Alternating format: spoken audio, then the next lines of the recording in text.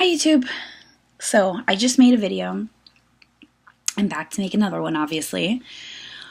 Sorry for the lighting. Once again, it is pretty late and this is the only time I had to make a video. So I wanted to sum up a lot in a little bit of time. In my last video, if you watched it, I talked about my labor story, which was very jumbled, but I'm going to tell you about breastfeeding, my breastfeeding experience. Now, my daughter was in the ICU for 8 days, and the time that I was in the hospital with her, I pumped, and I pumped, and I pumped, and I was producing colostrum, and that was good.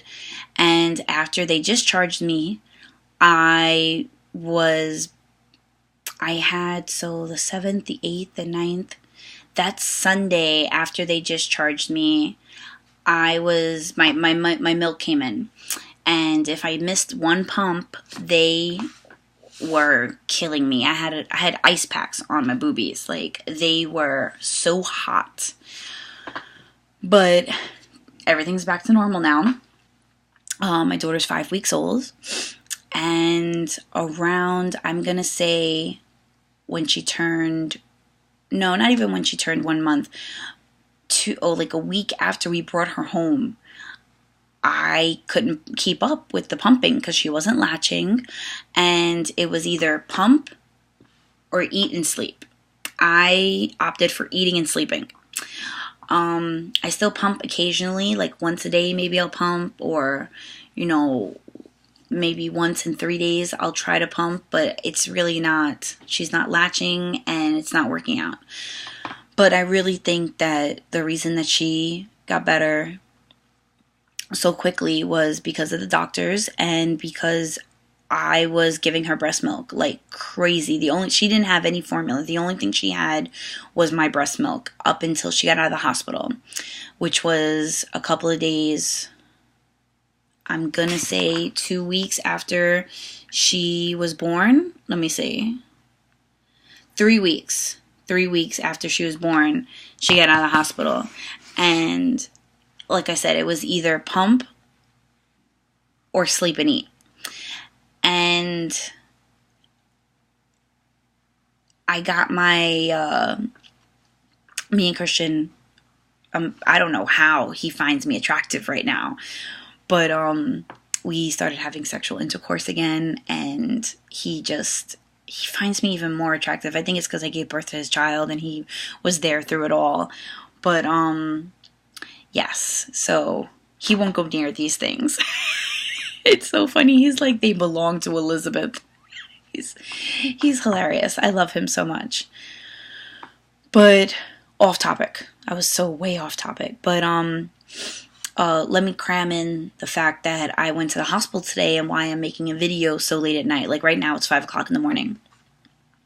I went to the emergency room today because Sunday I started having some pains on my left side, on my midsection, and it turns out I have a cyst, a benign cyst on my left ovary, and I was really hoping that it was nothing, it's nothing serious, but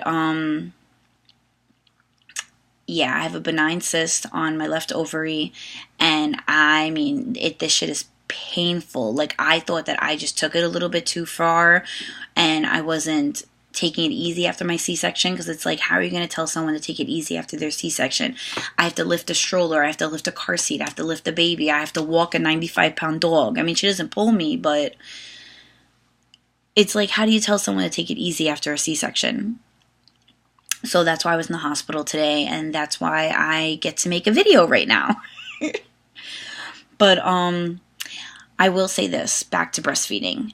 If you plan on breastfeeding, more power to you. It's really hard. Keep at it like a crack addict, okay? Just keep at it. I went out and I bought the whole shaboogle. I bought the nipple cream. In my past videos, you see that I bought the nipple cream. I bought one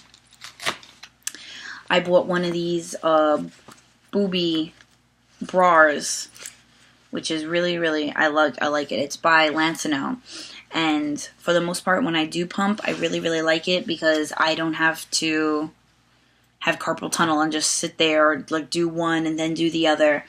Through my insurance, I did get a breast pump, and it is a Medela breast pump, but I love the one from the hospital because they're just amazing, the ones from the hospital.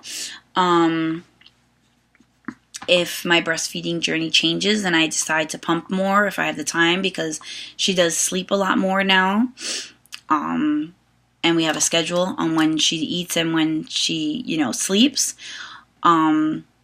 I'll keep you guys posted on that. But if you, like I said in my other video that I just made, have a plan, but don't go crazy. Like, I wanted to breastfeed so bad, and we didn't get the skin-to-skin contact like I wanted to because Elizabeth was born and she wasn't breathing. And I had an emergency C-section, so I didn't get to touch my child for the first 4 days of her life. I didn't really get to, I got to touch her, but I didn't get to hold her. And when I got to hold her, it was an amazing feeling. Like, I was like, thank God, now I'm a mom.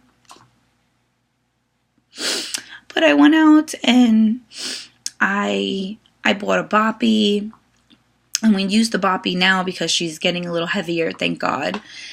But I went a little crazy with buying stuff for breastfeeding. I bought bags, and I bought the booby pads, that when you're leaking. And when I was pumping, like, when she was in the ICU and I had time, right now I don't have any time, but when she was in the ICU and I had time to pump, oh man, these babies were flowing. But like I said, right now I don't have any time. If she did latch, it would be amazing. Unfortunately, I did start smoking again, and that affects your letdown. But for the most part, I didn't really see it affect me that much, except for the fact that I'm not pumping as often. If I was pumping often, I don't think we'd have a problem. But I did get my depot shot Tuesday. Yesterday was Wednesday.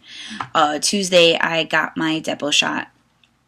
And that's not supposed to be so great with letdown either. But, yes, don't go into being a mom with expectations, because your baby's going to cry when you don't want them to. Your baby's going to have a pee explosion when you don't want them to. I mean, it's being a mom. You have to improvise, and you have to learn how to use everything. I mean, you have to learn how to do everything with one hand. But right now we're using Infamil, and she's gaining weight, and everything's good. So, knock on wood. Knock on wood. She's happy, healthy, and everything's fine. So, if you have any questions, I know there's support groups out there for women that need the extra support. I may go through to a breastfeeding support group, and I may not. It depends on me, and it depends on you. So I'm just putting it out there. Don't have expectations going into being a mom. Trust me, I had tons of them. I was like, I'm going to do this and I'm going to do that. And no, nothing worked out the way I wanted it to. But until next time, guys. Bye.